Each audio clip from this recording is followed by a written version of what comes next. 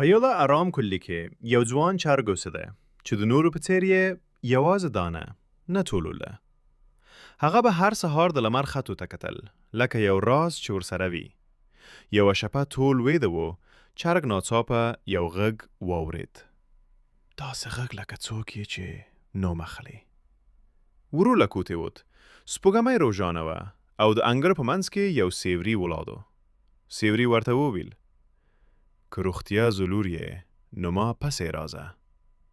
هلته به هغه څه ووینې چې نور چرګان یې هیڅ کله نه ویني. چرګ لږ ودار شو، خو زله یې ورته وویل: دا فرصت بیا نه راځي. هغه روان شو. څو شیبو وروسته دواړه یوې زاړه دروازې ته ورسېدل. دروازه چې خلاصه شوه، چرګ حیران شو.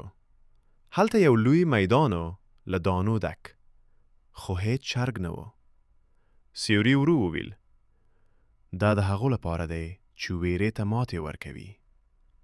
سبا چې لمر راوخوت، نور چرګان ولیدل چې همغه عادي چرګ اوس تر ټولو مخکې ولاړ و.